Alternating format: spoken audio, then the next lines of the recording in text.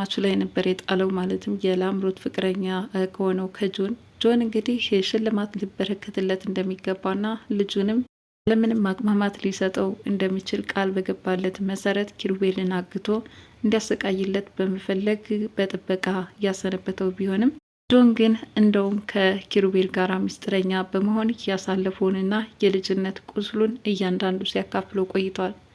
ዛሬ በዛው በጥበቃ በተሰለፈበት አጋጣሚ ወደ ቤት አንዳንድ ነገሮችን ማየት እንደሚፈልግና በተለይ ላምሮት ብቻዋን ስትሆን ይጨንቃታልና ሄጄ ማየት አለብኝ ሲልም ወደ ቤት በመምጣት መረጃዎችን አሳልፎ ለወይዘሮ ዝናሽ ሰጥቷታል ማለት ነው። ምክንያቱም አቶ ግርማ አግቶት ኪሩቤልን እያሰቃየው እንደሆነና ወይዘሮ ዝናሽም በፖሊስ በመጠቆም አቶ ግርማ ባለበት እንዲታሰርና እንዲወነጀል ትልቁን ድርሻ ተወጥቷል።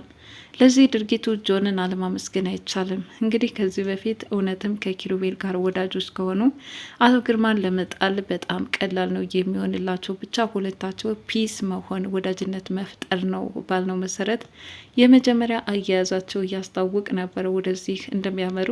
ግጥ የጆን እቅድ ከዚህ የተለየ እንደነበረ ተመልክተናል። እሱም እንግዲህ አቶ ግርማ ያለውን በተግባራዊ መፈጸም እንዳለበትና ለዚህ ደግሞ ኪሩቤል የሚያደናቅፈው ከሆነ ማላይ ያነጣጠረውን ሽጉጥ ወደ ኪሩቤል ሊያደርገው እንደሚችል ነግሮት ነበር። ይሁን እንጂ የኪሩቤል አላማ አንድና አንድ ለወይዘሮ ዝናሽ አሊያም በግፍ ብርሃኗን ለተነጠቀችው ለትርሲት ስለሆነ እንግዲህ ነገሩ ወደ ሀቅ እያዘነበለ በመምጣት አቶ ግርማን ወንጀላቸው ዋጋ እንዲያስከፍላቸውና አሁን ላይ ዞር ብለው ራሳቸውን በጸጸት እንዲገርፉ አድርጓቸዋል።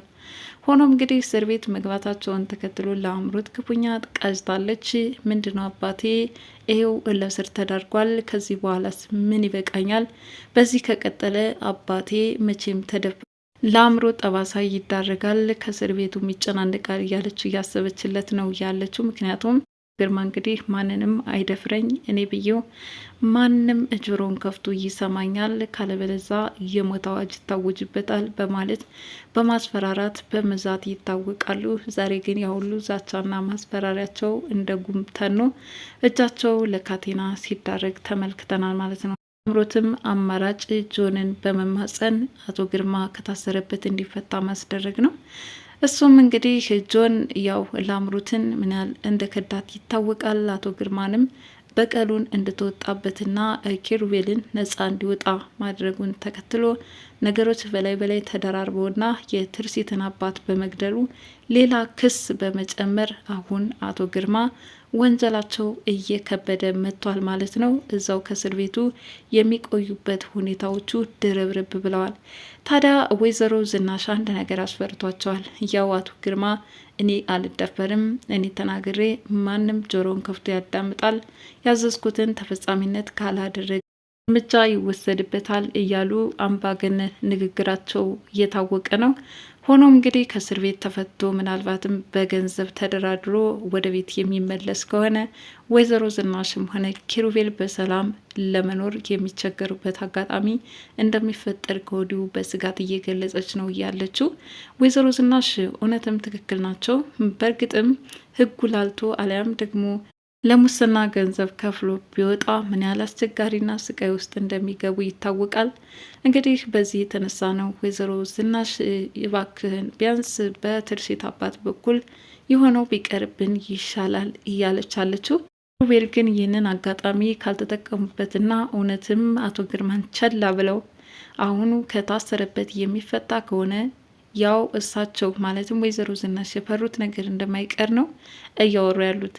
ታዲያ ሁለታቸውን በሀሳባቸው ተስማምተው አሁን ፋይሉን ማለትም ከዚህ በፊት የትርሲትን አባት በግፍ መግደሉን ተከትሎ መረጃዎች እንዳገኘና ለዚህ ምስክር ሳያሻው ወንጀሉን እንደፈጸመው እጃቸው አሻራ ምስክር ያለበት ደብዳቤ በመያዝ ወደ ፍርድ ቤቱ አቅንተዋል ማለት ነው። ተከትሎ በአቶ ግርማ ነገሩ እየተባባሰ መጥቷል። ለአምሮት የአባቷ ነገር ብቻ አይደለም እያስጨነቃት እዛ ቤት እየተመነጫጨቀችና ምንም ተቀባይነትን ሳታገኝ ባይተወር መሆኗን ተከትሎ በሌላ በኩል ጆንም እንደዚሁ እየከዳት ስለሆነ ምን ልሆን ትላለች። ለብዙ ነገር ተስፋ መቁረጥ እንደተዳረገችና እቅዶቿ ሁሉ እንደመከኑባት ነው እያወራች ያለችው። ሆኖም እንግዲህ በዚህ አይነት ሁኔታ የቀጠለው የላምሮትም ሆነ የአቶ ግርማ ያው ዛሬ በለስ ለነ ኪሩቤል ቀንቷቸዋል። ላምሮት እስከ አባቷ ግን እድል ያዘቀዘቀችባቸው ወይም ደግሞ ግፍ እዚህ ላይ ይብቃ፣ የእጃቸውን ማግኘት አለበት የተባለ ይመስላል። እንግዲህ አቶ ግርማ የሚገባቸውን ቦታ ማግኘታቸው በጣም ነው ደስ የሚለው። በተለይ ትርሲት ታክማ ስትመጣ ምን ያህል እየተከላከሉ የትርሲት ሕክምና እንዲሰናከል በማድረጉም ትልቁን ድርሻ ሲወጡ የነበሩት አቶ ግርማ እንዲሁም ደግሞ ሀሳቧን ልታሳካ የምታስበው የበታችና ማየት የምትፈልጋት ትርሲት ታክማ ስትመጣ ምን ያህል ቅዠት ውስጥ እንደምትገባ መቼም አያጠራጥርም። ጆን የሚገርመው ነገር አሁን ከነ ኪሩቤል ግሩፕ በመሰለፍ በነ ግርማ በኩል ወዳጅ በመምሰል ወደፊትም ብዙ ስራዎች ሊሰራ እንደሚችል ነው። ምክንያቱም አሁን በታሰረበት አጋጣሚ እሱ ራሱ ሌላ ፋይል ይከፍታል ማለት ነው። ጆን ያው ወንድሜ ሞተብኝ ነው የሚለው። ከዛ በኋላ ከወንጀሉ ለማምለጥ ተደብቆ እየኖረ ያለው አቶ ግርማ አሁን እጅ ከፈንጅ መያዙን ተከትሎ የጆንን ወንድም እንደገደለ ሲታወቅ ደግሞ አቶ ግርማ እውነትም ቶሎ የማይፈታበት ሁኔታ ይፈጠራል።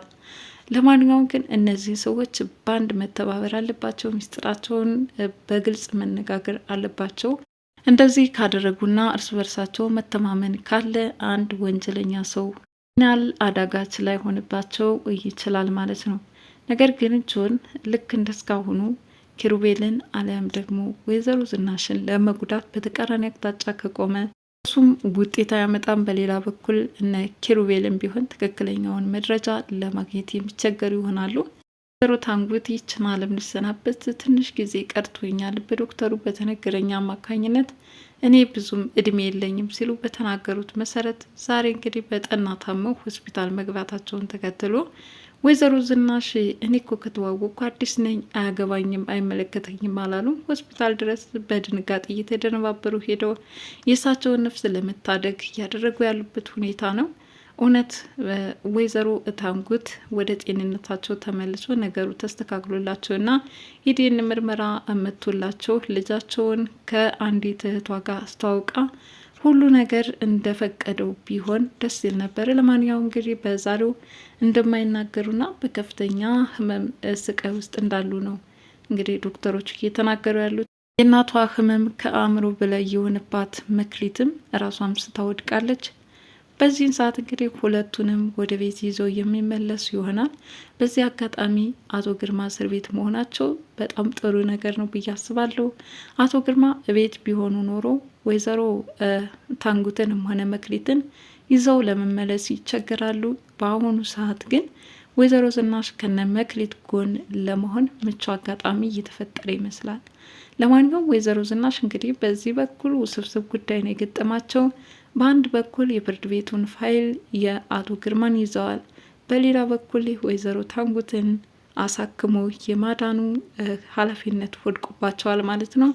በሌላኛው ደግሞ ልጃቸው ከውጭ ሀገር የሄደችው ከአሁን አሁን ታክማ ትመጣልኛለች፣ መታስ ደግሞ ሰላማዊ ህይወትን ትገፋ ይሆን እያለች እያሳስባት ነው ያለው። በእነዚህ ሀሳቦች መካከል ነው ተወጣጥራ የምትገኘው።